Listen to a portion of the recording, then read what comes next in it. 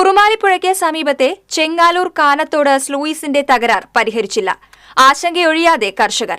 വെള്ളമെത്താത്തതിനാൽ കൃഷിയിറക്കാനാകാത്ത സ്ഥിതിയിലാണ് മങ്ങാട്ടുപാടത്തെയും കൊളക്കാട്ടുപാടത്തെയും കർഷകർ. കാലങ്ങളായി കാനത്തോട്ടിലെ സ്ലൂയിസ് തകരാറിലായതിനാൽ മണൽചാക്കുകൾ നിറച്ച് താൽക്കാലിക പരിഹാരമുണ്ടാക്കിയിട്ടുണ്ട്.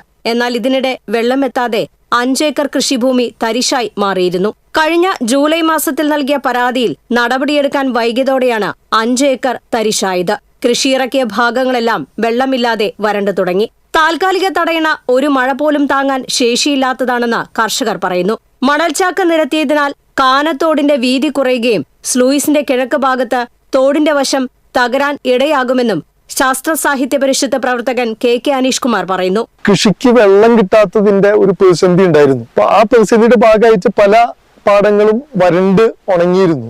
താൽക്കാലികമായി മണൽച്ചാക്കിട്ട് പൂർത്തീകരിക്കുന്ന സ്ലൂയിസിന്റെ ഒരു ദൗത്യത്തിലേക്ക് സ്ലൂയിസിൽ എത്തിക്കുന്ന ഒരു പണി മാത്രമാണ് ഇവിടെ നടന്നിട്ടുള്ളത്. ഇത് പരിഹരിക്കാൻ ഇത്രയും വൈകിയതിന്റെ പുറത്ത് 5 ഏക്കർ കൃഷിഭൂമി തരിശായി മാറിയിട്ടുണ്ട്. അതിനു വേണ്ടിയിട്ടിട്ട ഞാറൊക്കെ ഉണങ്ങിപ്പോയിട്ടുണ്ട്.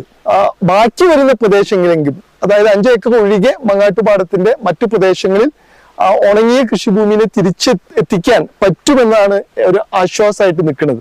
3 മാസത്തിനകം സ്ലൂയിസിന്റെ പണി പൂർത്തിയാക്കുമെന്ന് minor irrigation Thrissur executive engineer ഉറപ്പു നൽകിയിട്ടുണ്ട്. ഇതിനിടെ താൽക്കാലിക സ്ലൂയിസ് വീണ്ടും തകർന്നാൽ ചെങ്ങാലൂർ, നന്ദിപുലം പ്രദേശങ്ങളിലെ 40 ഹെക്ടർ നെൽകൃഷി പ്രതിസന്ധിയിലാകും. കൂടാതെ കൃഷിക്കും കുടിവെള്ളത്തിനും ആശ്രയമായ ഉറാക്കുളം പദ്ധതിയിൽ നിന്നുള്ള പമ്പിങ്ങും മുടങ്ങും. വർഷങ്ങളായി ശോച്യാവസ്ഥയിലുള്ള സ്ലൂയിസ് ഇത്തവണയെങ്കിലും പുനർനിർമ്മിച്ച് പ്രശ്നങ്ങൾക്ക് ശാശ്വത പരിഹാരമുണ്ടാകുമെന്ന പ്രതീക്ഷയിലാണ് കർഷകർ. TCV news, Puthukkad.